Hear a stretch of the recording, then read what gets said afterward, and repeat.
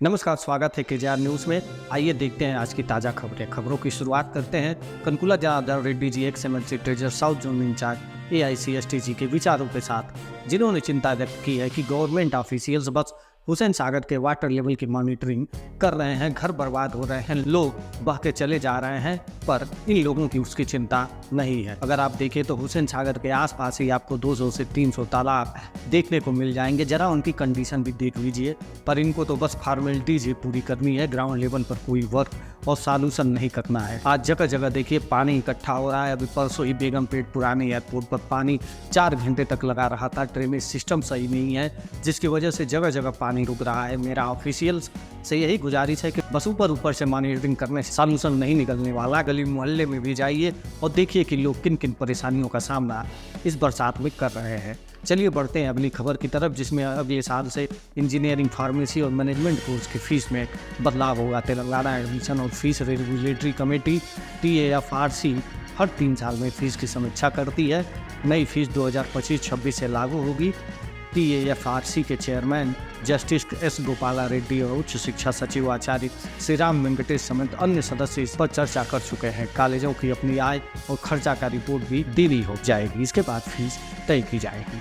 अब बात करते हैं तेलंगाना के मुख्यमंत्री रेवंत रेड्डी की। मुख्यमंत्री ने जल्दी स्थानीय चुनाव कराने के निर्देश दिए हैं ताकि केंद्र सरकार से मिलने वाले फंड्स जारी रहें। वे इन चुनाव में पिछड़ा वर्ग BC के आरक्षण को बढ़ाने पर भी जोर दे रहे हैं। अधिकारियों ने बताया कि 2011 के जनगणना प्रारूप में बदलाव करने से 5 और आधे महीने तक का समय लगेगा। मुख्यमंत्री ने आरक्षण के लिए टाइमलाइन बनाने के लिए निर्देश दिए और अन्य राज्यों की नीतियों का अध्ययन करने की सलाह दी। आगे बढ़ते हैं राष्ट्रीय जल विकास एजेंसी NWDA की खबर की तरफ। एजेंसी ने गोदावरी कावेरी लिंक 2 परियोजना के तहत नया प्रस्ताव पेश किया है। ये प्रस्ताव इंद्रावती नदी पर बांध बनाने और वहां से पानी का प्रवाह करने का है। तेलंगाना के अधिकारियों ने इस प्रस्ताव पर चिंता जताई है, विशेषकर नागार्जुन सागर परियोजना पर इसके प्रभाव को लेकर। केंद्र सरकार ने इस प्रस्ताव की समीक्षा करने का फैसला किया है। चलते हैं कालेश्वरम लिफ्ट सिंचाई योजना की जांच की खबर पर। जस्टिस PC घोष कमीशन इस परियोजना की जांच कर रहा है। इसमें फंड आवंटन, नीतिगत निर्णय, परियोजनाओं की योजनाओं पर सवाल उठाए जा रहे हैं। इंजीनियर के रघु ने परियोजना की डिजाइन में खामियों और संचालन में समस्याओं को उजागर किया है। अब कृषि ऋण माफी योजना की बात करते हैं। तेलंगाना सरकार ने नई गाइडलाइंस जारी की हैं, जिसके तहत प्रत्येक किसान परिवार के लिए अधिकतम ₹2 लाख तक का ऋण माफ किया जाएगा। यह माफी 12 दिसंबर 2018 से 9 दिसंबर 2023 तक के ऋणों पर लागू होगी। छोटी राशि के ऋण पहले माफ किए जाएंगे, इसके बाद बड़ी राशि वाले ऋण। अब चलते हैं उत्तर प्रदेश की तरफ। मुहर्रम के जुलूसों के लिए सुरक्षा बढ़ा दी गई है। 14 केंद्रीय अर्धसैनिक बलों की कंपनी और 151 प्रांतीय सशस्त्र कांस्टेबुलरी PSC की कंपनी तैनात की गई है। संवेदनशील जिलों में विशेष सुरक्षा इंतजाम किए गए हैं। अमेरिका ने भारत से रूस के राष्ट्रपति व्लादिमीर पुतिन को यूक्रेन के साथ चल रहे संघर्ष को समाप्त करने की बात करने की अपील की है। अमेरिका ने कहा कि भारत अपने लंबे समय से चले आ रहे संबंधों का इस्तेमाल करके शांति की दिशा में कदम उठा सकता है। अब जम्मू और कश्मीर की खबर। डोडा जिले में आतंकवादियों के साथ